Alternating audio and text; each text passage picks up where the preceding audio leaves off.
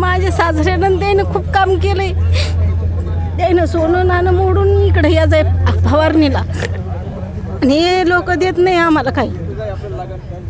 काय म्हणले अधिकारी भेटला का? नाही भेटले अजून. आम्ही बसेलच इथं कालपासून आलो. म्हणलेच नाही काही. भेटलेच नाही आम्हाला. आम्ही बसेले नुसते म्हणते सांगतो येतो.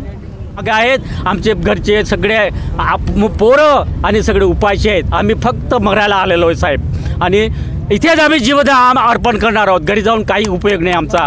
हे आमचं माझं म्हणणं आहे. जय हिंद, जय महाराष्ट्र, भारत माता की जय. त्याच्यानंतर त्यांना कामावरतून घरी बसवलं. अशा धक्का बसला तर त्यांना अटॅक आला. त्याच्यानंतर एवढ्या लोकांची जबाबदारी माझ्या सासूच्या अंगावरती आली आणि त्याच्यानंतर त्यांनी कुठलाही म्हणजे असं की सवलत दिली नाही, काही नाही. एकटे आज सासूबाई आज माझ्या 82 वर्षाचे आहेत. न त्यांच्या मुलांचं शिक्षण झालं न काही झालं. आणि त्यांचे मित्र हरिभाऊ घोडे त्यांचं पण असंच निधन झालं धक्कादायक. आणि आता त्यांचे मित्र सर्व काही आता सोबत आलेले आहेत. आज त्यांचे वय 87, कोणाचं 82, कोण 76 वर्षाचे आहेत की त्यांच्या घरामध्ये आता कधी एक टाइम चूल पेटते किंवा एक टाइम ते चहासाठी येणं दुसऱ्याची वाट बघत असतात. जर त्यांना त्या कामावरती जर ठेवलं असतं तर त्यांना ही वेळ आली असती का?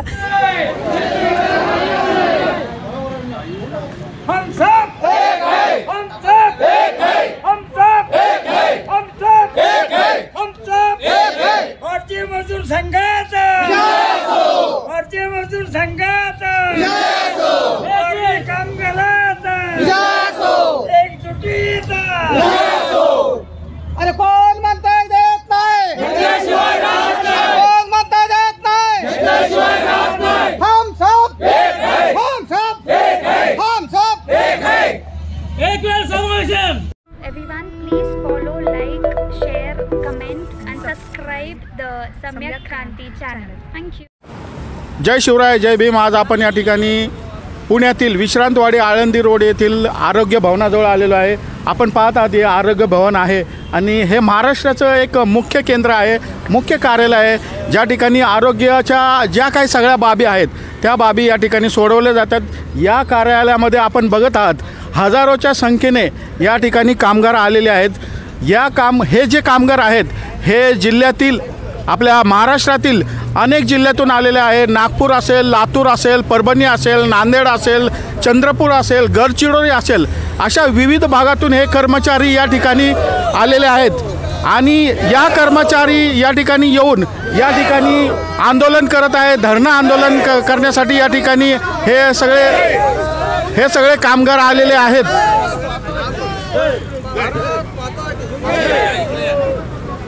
या ठिकाणी हे जे कर्मचारी आहेत हे कर्मचारी आंदोलनासाठी आलेले आहे.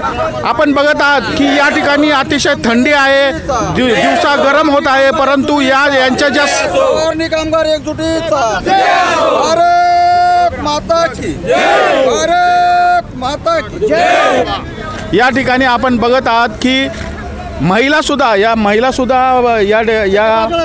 आंदोलनामध्ये सहभागी झालेल्या आहेत. आपल्या सर्वांना माहिती आहे की विविध जिल्ह्यातून या ठिकाणी येत असताना त्यांना काय अडचणीला सामोरं जावं लागत असतं, त्यांच्या काय समस्या या फुटपाथवर यांना या ठिकाणी थांबावं लागतं आहे. हे आरोग्य कर्मचारी आपल्या सेवेसाठी असतात, आपल्या आरोग्यासाठी असतात, परंतु यांच्यावर आत्ता ही जी वेळ आलेली आहे ही अतिशय दुर्दैवी वेळ आलेली आहे. महाराष्ट्र शासनाने आरोग्य कर्मचारी जे आपलं आरोग्य जपतात, जनतेचं आरोग्य जपतात, त्यांच्यावर ही वेळ आणलेली आहे. ही अतिशय दुर्दैवाची बाब आहे. या संघटनेचे जे अध्यक्ष आहेत त्यांच्याकडून जाणून घेऊया की हे नेमकं काय प्रकरण आहे, काय मागण्या आहे, यांना काय त्रास होतो आहे. आपलं काय नाव आणि या ठिकाणी आपण कधीपासून बेमुदत आंदोलन करत आहेत, तुमच्या काय मागण्या आहे, हे सगळे किती कर्मचारी, आपण सगळेजण कुठून आला? हॅलो, माझं नाव अरुण नक्षिणे, माझं प्रॉपर गाव आहे वर्धा जिल्हा. मी आरोग्य सेवा कर्मचारी महासंघाचा महाराष्ट्र प्रदेश सरचिटणीस आहो आणि हे आजचं जे आंदोलन आहे हे हंगामी फवारणी कर्मचाऱ्यांच्या न्याय मागण्यासाठी आहेत. आमच्या न्याय मागण्यामध्ये 4च मागण्या आहेत. एक वेळा समावेशन करा, जे वयोवृद्ध झाले आहेत त्यांना अशांना पेन्शन द्या, 6व्या वेतन आयोगाचा फरक द्या आणि यांच्या पाल्यांना अनुकंपा तत्वावर नियुक्त द्या. एवढ्या आमच्या 4 मागण्या आहे आणि ह्या मागण्याकरिता आम्ही गेले अनेक वर्षापासून शासनासोबत लढा देत आहोत, परंतु कुठल्याही प्रकारचा उपयोग होत नाही, शासन दखल घेत नाही. अलीकडे काही लोक मयत झालेले आहे, त्यांच्या महिलांच्या त्या लोकांच्या पत्न्यासुद्धा आमच्या या उपोषणाला उपस्थित झालेल्या आहे. आणि हे आंदोलन आम्ही एक महिन्या अगोदर नोटीस दिली असतानासुद्धा या कार्यालयाने कुठल्याही पद्धतीची दखल घेतलेली नाही. उलट आमच्यावर होणारे अन्याय कोण्या पद्धतीनं हे करतात. हे कर्मचारी भारताच्या संविधान 300 अन्वयानुसार राज्यपालाच्या स्वाक्षरीने हे पद निर्माण केलेलं आहे महाराष्ट्र शासनाने. असे असताना देखील यांना वेतन श्रेणीमध्ये असताना वेतन वाढ मिळतो आहे, अशातून सुद्धा यांनी आता अलीकडे वेतन श्रेणी रद्द करून रोजंदारी पद्धतीने पगार देणं सुरू केलेलं आहे. यांच्या पाल्यांना घेणे बंद केलेले आहे, यांचा 6व्या वेतनाचा फरक दिलेला नाही. तर हे सर्व अन्याय तोडून काढण्यासाठी हे मोठ्या प्रमाणात महाराष्ट्रातून लोक इथं आलेले आहे. सर्वात महत्त्वाचं म्हणजे यांना पेन्शन योजना लागू व्हावी, यांना एक वेळ समावेशन करण्यात आहो, वयोवृद्ध होत आहे अशा या संपूर्ण मागण्यासाठी. तसेच वेतन आयोगाच्या फरकाची बऱ्यापैकी 5 कोटी काही लाख रुपये आमची रक्कम महाराष्ट्राची यांच्याकडे पडलेली आहे. आज देतो उद्या देतो असं करत आतापर्यंत यांना धोका देत गेलेला आहे. म्हणून त्यांच्या या सर्व अन्यायाविरुद्ध 7/2पासून संपूर्ण महाराष्ट्रातील कानाकोपऱ्यातील लोकांना, काही लोक तर असे चालत आलेले आहे. आजही आता 2 लोक आमचे बारामतीचे बिमार पडलेले आहेत, दवाखान्यात ॲडमिट करावं लागलेलं आहे. हे सर्व शासनाने विचार करावा आणि आमच्या न्याय मागण्या मंजूर करून आम्हाला न्याय द्यावा अशी आमची महत्त्वाची मागणी आहे. या ठिकाणी तुम्ही आंदोलनाला येत असताना तुम्ही या कार्यालयाला कळवलं होतं का? काय झालं, काय कळवलं होतं आणि आत्ता आल्यानंतर त्यांनी तुम्हाला काय सांगितलं? हां, या आंदोलना येण्यापूर्वी आम्ही सर्व प्रक्रिया पुराव्यासहित आम्ही कार्यालयाला कळविले आहे. 1 महिन्याच्या अगोदर आजच्या आंदोलनाची नोटीस देऊनसुद्धा कालपर्यंत 5 तारखेपर्यंत यांच्याकडनं आंदोलनाचे आम्ही अशी प्रक्रिया करतो किंवा तुमचं हे मान्य करतो ते मान्य करतो कुठल्याही प्रकारचं पत्र दिलं नाही. आणि आज जेव्हा आम्हाला चर्चेसाठी बोलवलं असता येथील जे स्थानिक अधिकारी आहेत ते सुद्धा हजर नाही आहे. त्यामुळे आमची संपूर्ण नाराजी या अधिकाऱ्यावर, या कार्यालयावर तयार झालेली आहेत. या आंदोलनामुळे जे महिला आहेत, जे लांबून लोक आले, त्यांना कशा प्रकारे त्रास होतो? यांना अतिशय फार भारी त्रास झालेला आहे. ते कोण्या पद्धतीनं आलं ते त्यांनाच ठाऊक आहे. आणि रेल्वेमध्ये रिझर्वेशन करण्याची यांची मानसिकता नाही, परिस्थिती नाही. ज्या डब्यात जागा मिळते, ज्या एस टीमध्ये जागा मिळते, अशा पद्धतीनं ते लोक आलेले आहेत. त्यांचा त्रास त्यांनाच माहीत. तरी पण ते आले, आपल्या घरच्या भाकरी घेऊन आलेले आहेत. आता 2 दिवस कुठं जेवायला मिळते हे सुद्धा त्यांची ग्वाही देता येणार नाही. या परिस्थितीत लोक आले, परंतु शासनाला जाग येण्याची शक्यता नाकारता येत नाही. काय तुमचं पुढचं पाऊल काय असणार आहे? आणि जर का तुमच्या मागण्या मान्य झालेल्या आहेत, आता किती दिवस लागेल, काय म्हणजे पुढची तुमची काय पावलं? हे आंदोलन आम्ही मागण्या मान्य होईपर्यंत मागं घेणार नाही असं या कर्मचाऱ्याच्या वतीनं सांगण्यात येत आहे. बरोबर आहे की नाही? तर हां, या मागण्या इथून आम्हाला आमच्या हाती काही भेटल्याशिवाय आम्ही माघार घेणार नाही असं आमचं या कर्मचाऱ्याच्या वतीनं शासनाला सुद्धा निवेदन दिलेलं आहे. त्यांनी सकारात्मक निर्णय घ्यावा आणि या कर्मचाऱ्यांना न्याय द्यावा. आजोबा, काय तुमची मागणी आहे? काय करणार तुम्ही जर का न्याय नाही मिळाला तर? तुमचं आम्ही आमचं नाही मिळाला तर आम्ही उपोषण टाकू आम्ही, पण येथून वापस जाणार नाही. आमची सर्व यसबारी झाली, सगळे आमचे लोक वयोवृद्ध झालेले आहेत. एकही जवान माणूस राहिला नाही आमचा. कुठून आला तुम्ही? आम्ही यवतमाळ उंबरखेड तालुक्यातून. काय त्रास होतो तुम्हाला? तुमच्या मागण्या मान्य होत नाही तर तुम्हाला त्रास काय होतो? आम्हाला त्रास काय आहे, पावडरमुळे आम्हाला दम येते. आता आम्हाला दम येते. सगळं आमचं काही चालणं आता, काही काम होईना, काही नाही. आम्हाला हाताला धरून नेलं, काना धरून काढून देणे. आम्ही एम्प्लॉयमेंट थ्रू लागलेले माणसं. 78 किती वर्ष झाले काम? आम्ही 2012पर्यंत काम केलं. किती वर्ष काम केलं? 35 वर्षे.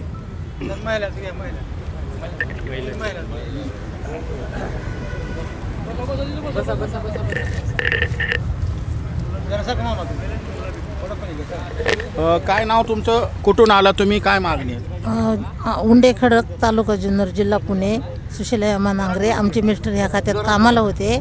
आम्हाला 2 मुलं. तर आमच्या मिस्टरांची जर काही मोबदला आम्हाला भेटत नाही, आमच्या मुलांना काही नोकरी पाणी नाही, तर आम्हाला या आमच्या मिस्टरने केलेले मोबदला आम्हाला मिळावा, आम्हाला पेन्शन मिळावा. आमच्या मुलांना, एका मुलाला तरी कामाला घ्यावा. काय नाव तुमचं? कुठून आला तुम्ही? आम्ही जालना जिल्ह्याहून आलो. नाव काय तुमचं? सरसाबाई. काय मागणी तुमची? आमची मागणी अशी आहे की आम्हाला 6 वेतन चालू व्हावा, आम्हाला पेन्शन भेटा, आमचा मुलगा कामावर घ्यावा. आणि तुमची घरची परिस्थिती कशी आहे? घरची परिस्थिती लई नाजूक आहे आमची. भलती नाजूक आहे. लगे अशी हातावर आणून पदार्थ काय त्रास होतो? त्रास आम्हाला लई तकलीफ आहे. लगे जेवायच्या वर हात रोजामधून जावा खावा. असं हे आमचं. मग आम्ही काय नाव तुमचं, कुठून आलं? माझं नाव कविताबाई सोनवणे. आम्ही जालना जिल्ह्याहून येले. काय रडताय तुम्ही?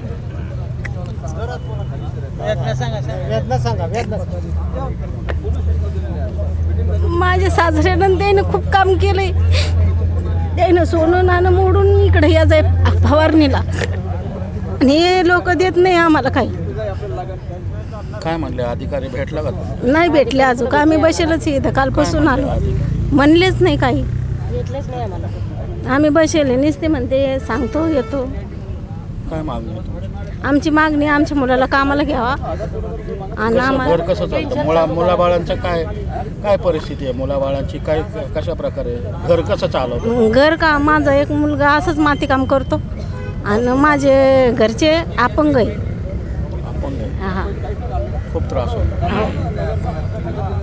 घर चालवणं मुश्किल होतं. हो, आम्ही पण जातो ना माती कामाला. इट भट्टीवर जातो, दगड उचलतो. पोरांचं शाळेचं कसं? माझ्या मुलांना अशीच 12वी काढली, 12वी झालेली त्याची. काय मागणी आहे तुमची? आमची मागणी आहे की माझ्या मुलाला पण लागावं आणि त्याला पेन्सिल पण भेटावं. शासन बिलकुल लक्ष देत नाही, अजून पण नाही दिलं त्यानं. कोण आलं तुम्हाला विचारायला? कोणीच नाही आलं, आणि त्यानं अजून काम पण नाही दिलं कोणाला. तर आपण बघत आहात की कशा प्रकारे हे घर चालवतात. एवढी भयानक अवस्था आहे.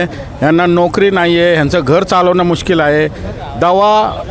घरचे लोक आजारी पडतात, त्यांना औषधं देणं मुश्किल होते, त्यांचं शिक्षण करणं मुश्किल होतं, एक वेळ जेवण बनवणं मुश्किल आहे. अशा परिस्थितीमध्ये यांची हालत आहे, यांची भयानक परिस्थिती आहे. काय नाव दादा तुमचं? माझं नाव आहे मोतीराम रणछोड डामोरे. किती वर्ष काम केलं? जिल्हा नंदुरबार, तालुका धडगाव, नर्मदा किनारे राहतो. मी RT वर्कर म्हणून 96पासून तर 2024पर्यंत काम केलं.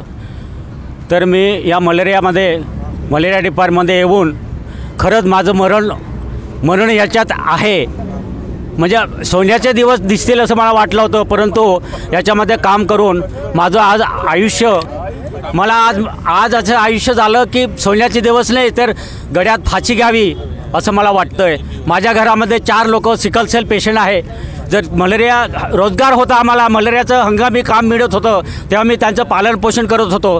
तर घरामध्ये सिकल सेल म्हणून सांधे दुखणे वगैरे आहे, 4 लोक होते. मी त्यांना काहीतरी रोजगार करून देत होतो. परंतु मला आज जेव्हापासून माझं हे हंगामी कर्मचारी म्हणून काम बंद झालं, तेव्हापासून माझं घराचं इतकं रोजगार नाही. त्यामुळे मी सर त्या 4 लोकांना उपासमारी आहे, आणि 4 लोक घरात माझे सिकल सेलमध्ये आहे आणि आजारी आहे साहेब. पण त्यांचं पालनपोषण कसं करणार? आणि मी एक सोन्याचा दिवस म्हणून 10वी पास झालेलो, पण एक सोन्याचा दिवस शासनाचं नोकर बनेल अशी इच्छा होती. परंतु शेवटी हे मेलेलं ऑफिस, आणि हे खरंच आम्हाला आमचं कुटुंब, आम्हाला कर्मचारीला आणि कुटुंबाला सुद्धा मरणार या स्थितीमध्ये आम्ही आज आलेलो आहे. तर आज आम्ही बेरोजगार आहोत, आम्हाला रोजगार नाही. ज्यावेळेस आम्हाला मुंबईहून पत्र येतं आणि पुण्याहून पत्र जातं जिल्ह्यावर की या लोकांना काम द्या, काम मागायला गेल्यानंतर ते म्हणतात आमच्या जिल्ह्यामध्ये फवारणी कर्मचारी म्हणजे कामच नाही, मलेरिया नाही आहे. आणि प्रायव्हेटमध्ये गेल्यानंतर फटाफट निघतात आणि सरकारीमध्ये गेल्यानंतर काय नाही. आणि ज्यावेळेस आम्ही काम मागायला गेलो तर ते म्हणाले गडचिरोलीमध्ये काम करशील का म्हणे. मी सांगितलं, मॅडम होते अर्चना पाटील म्हणून नंदुरबार जिल्ह्यामध्ये डेमो म्हणून आहेत, त्यांना विचारलं, ते म्हणाले तू जाशील का. मी सांगितलं मॅडम आजच द्या आम्हाला आजच तुम्ही कागद लिहून द्या सातऱ्यावर. आज माजी सैनिक सरकारचा पोलीस म्हणा त्याला सरकारचा कागद छातीवर दिलेला असतो आणि तो सीमेवर जातो आणि तिथे मरतो. आम्ही पण जर हंगामी फवारणी कर्मचारी म्हणून ऑर्डर दिली असती ना, मी खरंच त्या आपल्या त्या गडचिरोलीमध्ये गेलो असतो. परंतु मॅडमांनी मला रोखलं आणि तू थांब म्हणे, अर्ज दे म्हणे. अर्ज लिहून दिला आणि त्याच्यानंतर मी सांगितलं माझे बांधव आहेत फवारणी कर्मचारी उपाची, त्यांचे नावं देऊ नको म्हणे. त्याचं नको, तुझं फक्त दे, अर्ज माझ्याकडे आहे. आणि तो दिला. तरी आजपर्यंत आम्हाला काहीच त्याचा पुरावाने पाठपुरावा नाही आहे. तर आज आम्ही उपाशी मरणार आहोत. याच्यानंतर इथून आम्ही इथे हालणार. इथून जर आम्हाला हाकललं तर आम्ही जेल करणार, नंतर फाशी खाणार. कारण फाशी खाल्याशिवाय बाकीचं काहीच उपयोग नाही आमचा. आम्हाला फक्त गाढव पद्धतीने गाढव पद्धतीने आमचा उपयोग शासनाने करून घेतला स्टेट गव्हर्नमेंटने, आणि आज आम्ही उपाशी तपाशी आम्ही बसलेलो आहोत. आमचे वृद्ध बाप काम करून 56 पाऊंडचा गाठा उचलला, 10 लिटरची बादली घेतली. आज आमच्या बापांना गॅप पडलेला आहे, छातीला आणि मणक्याला गॅप पडलेले, काठवर पडलेले साहेब, आणि त्याच्या जागेवर आम्हाला परत काम दिलं. आम्हाला एक गदर काम करून बापांच्या जागेवर आजसुद्धा आम्ही मरण्याच्या मागे आहेत. आमचे घरचे सगळे पोरं आणि सगळे उपाशी आहेत. आम्ही फक्त मरायला आलेलो आहे साहेब, आणि इथेच आम्ही जीवदान अर्पण करणार आहोत. घरी जाऊन काही उपयोग नाही आमचा, हे आमचं माझं म्हणणं आहे. जय हिंद, जय महाराष्ट्र, भारत माता की जय. हंगामी कर्मचाऱ्यांचा या ठिकाणी असं बोललं जातं की महाराष्ट्र हा देशामध्ये अग्रेसर आहे, महाराष्ट्रामध्ये समृद्धी आहे, महाराष्ट्र हा सगळ्यात पुढारलेला राज्य आहे असं बोललं जातं. परंतु हे बघा लोकांची ही परिस्थिती आहे या ठिकाणी. काय सांगणार? माझे नाव मीनाक्षी सचिन खंडाळे, मी राहणार बारामतीचे. माझे सासरे इथं कामाला होते आरोग्य खात्यामध्ये 76 सालानंतर त्यांना 87 साली घरी बसवलं. त्या घरी बसवल्यामुळं त्यांना 5-6 मुलं, एक आई वडील असं त्यांचं कुटुंब होतं आणि एकट्यावरती सगळी जबाबदारी होती. त्याच्यानंतर त्यांना कामावरतून घरी बसवलं, अशा धक्का बसला तर त्यांना अटॅक आला. त्याच्यानंतर एवढ्या लोकांची जबाबदारी माझ्या सासूच्या अंगावरती आली, आणि त्याच्यानंतर त्यांनी कुठलाही म्हणजे असं की सवलत दिली नाही, काही नाही. एकटे आज सासूबाई आज माझ्या 82 वर्षाचे आहेत, न त्यांच्या मुलांचं शिक्षण झालं न काही झालं. आणि त्यांचे मित्र हरिभाऊ घोडे त्यांचं पण असंच निधन झालं धक्कादायक. आणि आता त्यांचे मित्र सर्व काही आता सोबत आलेले आहेत. आज त्यांचे वय 87, कोणाचं 82, कोण 76 वर्षाचे आहेत, की त्यांच्या घरामध्ये आता कधी एक टाईम चूल पेटते किंवा एक टाईम ते चहासाठी येणं दुसऱ्याची वाट बघत असतात. जर त्या कामावरती जर ठेवलं असतं तर त्यांना ही वेळ आली असती का? त्यांची मुलं अशी अडाणी राहिली असती का? मग हे विचार शासनाने करावा आणि त्यांना अधिकार द्यावा की बाबांनो, त्यांच्या आता पाठीमागं जी लोक आहेत त्यांना पेन्सिल, त्यांच्या ज्या बायका आहेत त्यांना पेन्सिल असं तुम्ही चालू करा, आणि त्यांची जी अशिक्षित मुलं आहेत त्यांना कामाला घ्या, एवढीच आमची अपेक्षा आहे. या ठिकाणी आमदार जर का 5 वर्ष आमदार राहिला तर त्याला 50-50 हजार रुपयाची पेन्शन दिली जाते. परंतु हे जे कर्मचारी आहे 30-40 वर्ष या ठिकाणी काम करत आहे, परंतु यांची दखल शासन घेत नाही. काय नाव तुमचं, कुठून? आनंदा जाधव, बबन आनंदा जाधव, राहणार पोखरी बाळेश्वर, तालुका संगमनेर, जिल्हा अहमदनगर. फवारणी कर्मचाऱ्याचं RT वर्करचं काम 60 सालापासून तर 2014पर्यंत केलेलं आहे. शासनाने आम्ही कोर्टात भांडण लावलं होतं, नक्षेन साहेब होते, कोर्टाने निकाल दिला. हा निकाल माझ्या हातात आहे, हा कोर्टाचा निकाल आहे. फवारणी कर्मचाऱ्यांचा निकाल कोर्टाने त्यांच्या बाजून दिला. शासनाने तो गैर धरून परत अपील केली. त्याच्यावर परत आम्ही अपील केलेले कोर्टामध्ये, नागपूर कोर्टात. तेव्हा फवारणी कर्मचाऱ्यांना निदानच्या जे पहिले कामे केले त्याची बिलं राहिल्यात त्याचं शासन देईच ना. त्या शासनाने ते बिलं त्या फवारणी कर्मचाऱ्यांना द्यावा, ज्यांनी काम केले, ज्यांनी नसन केलं ते. पण 5वा 6वा 7वा वेतन लागू झाला आहे काय, त्याप्रमाणे ते बिलं ते अदा करण्यात यावा. आणि पेन्शन आता याच्यामध्ये 4% माणसं राहिले नाहीत कामाचे, त्यांना पेन्शन द्यायला नको का? हां, त्या शासनाने ज्या वेळेला इन्क्रिमेंट द्यायचं कबूल केलं, आता इन्क्रिमेंटशिवाय पेन्शन लागू होत नाही, हे चांगलं माहिती आहे सर्वांना. तेव्हा त्यांची इन्क्रिमेंट त्याच्यावर 8 दिवस करा कामं, चुकून सोडायचे, त्यांना ऑर्डर नाही, काय नाही, कागद द्यायचा नाही.